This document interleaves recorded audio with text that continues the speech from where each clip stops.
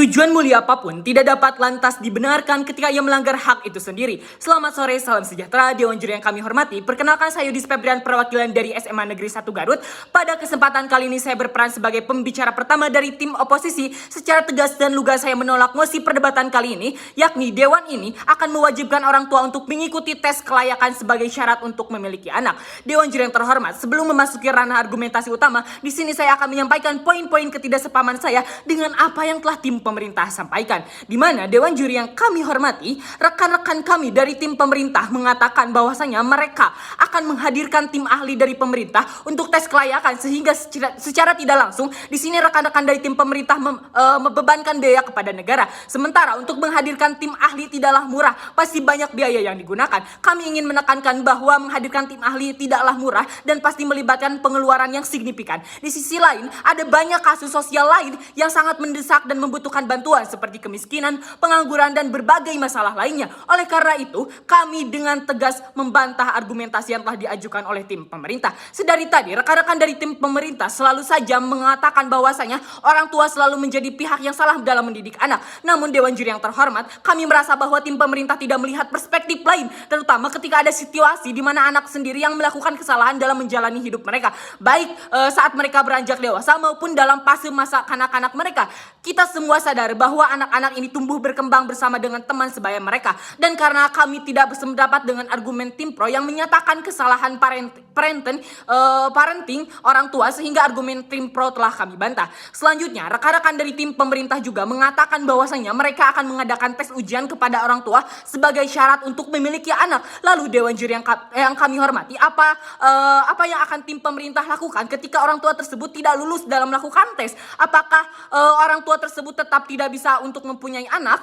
Dan rekan-rekan dari tim pemerintah tidak menjawab hal tersebut, sehingga argumentasi dari tim pemerintah tidak dapat dijustifikasi. Di sini saya akan masuk ke dalam argumentasi saya mengapa saya menolak adanya kewajiban orang tua untuk mengikuti tes kelayakan sebagai syarat untuk memiliki anak. Di mana argumentasi yang pertama adalah hak untuk memiliki anak adalah hak pribadi dari orang tua tersebut. Dewan Juri yang terhormat, tentu semua orang tua berharap bahwa mereka ingin mempunyai anak yang baik, bukan? Sehingga tidak mungkin bagi orang tua untuk mendidik hal buruk kepada anaknya. Sehingga dengan adanya tes kelayakan sebagai syarat untuk memiliki anak tidaklah urgent untuk diterapkan saat ini. Kemudian, mewajibkan tes kelayakan dapat dianggap sebagai campur tangan yang berlebihan dalam kehidupan pribadi individu.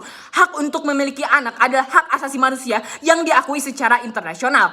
Dan mewajibkan tes kelayakan dapat dianggap sebagai pelanggaran terhadap kebebasan pribadi dan reproduksi orang tua. Hak untuk memiliki anak merupakan bagian integral dari kehidupan pribadi seseorang. Kehidupan pribadi merujuk kepada wilayah yang meliputi privasi dan otonomi individu, di mana individu memiliki kebebasan untuk membuat pilihan dan mengambil keputusan tentang aspek-aspek dalam hidup mereka. Dalam konteks ini, memiliki anak adalah salah satu keputusan yang sangat pribadi dan sensitif.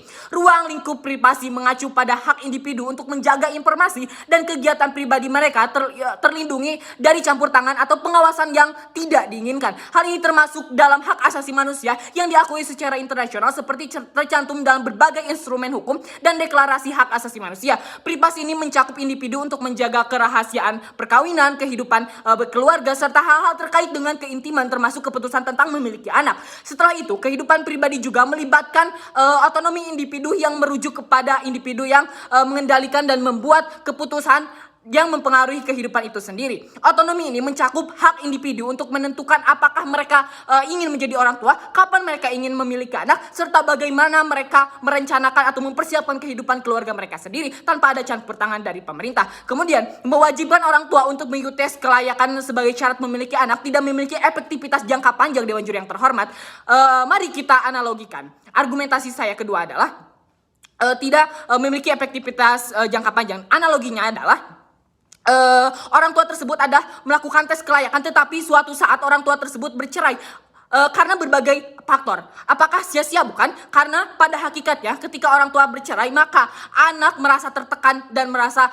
memiliki mental yang tidak kuat. Setiap individu memiliki latar belakang, pengalaman, dan keunikan pribadi yang berbeda. Dewan Juri yang terhormat, faktor-faktor seperti motivasi pengalaman hidup dan dukungan seseorang dalam membesarkan anak dengan baik. Oleh karena itu, mengendalikan tes kelayakan tunggal sebagai indikator utama untuk menilai kemampuan orang dapat mengabaikan faktor-faktor penting yang mempengaruhi keberhasilan orang tua dalam mendidik anak. Selanjutnya, mewajibkan tes kelayakan sebagai syarat dalam memiliki anak tidak menjamin keberhasilan dalam memastikan bahwa orang tua memiliki kemampuan atau kelayakan yang memadai untuk mendidik atau dengan baik memberikan perawatan yang diperlukan. Tes kelayakan sering kali hanya mengukur aspek-aspek tertentu seperti kondisi finansial, kesehatan fisik, atau tingkat pendidikan orang tua. Namun keberhasilan dalam mendidik orang tua melibatkan faktor-faktor emosional, nilai-nilai moral, pengasuhan yang sehat, dan dukungan sosial. Tes kelayakan yang hanya berfokus pada kriteria-kriteria tertentu tidak dapat sepenuhnya mengukur aspek-aspek ini. Oleh karena itu, tidak dapat menjamin efektivitas jangka panjang dalam menilai kemampuan orang tua.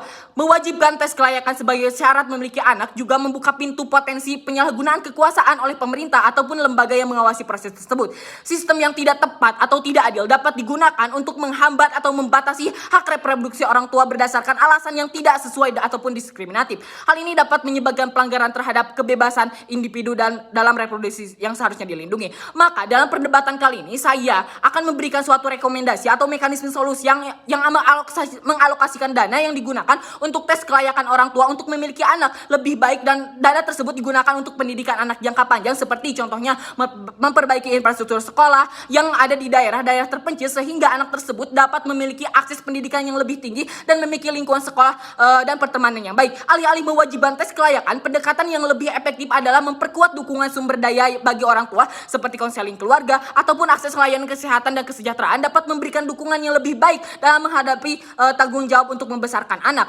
Pendekatan kali ini lebih holistik dan memperhitungkan faktor-faktor yang lebih luas yang mempengaruhi keberhasilan orang tua dalam peran mereka. Sehingga Dewan Juri yang kami hormati, saya tetap berpegang teguh pada pendirian saya, yaitu menolak mosi perdebatan kali ini karena argumentasi yang pertama saya adalah bahwasanya hak untuk memiliki anak adalah hak pribadi dari orang tua itu sendiri. Kemudian melakukan tes kepada orang tua untuk memiliki anak tidak memiliki efektivitas jangka panjang sehingga akan sia-sia saja. Sekian dan terima kasih.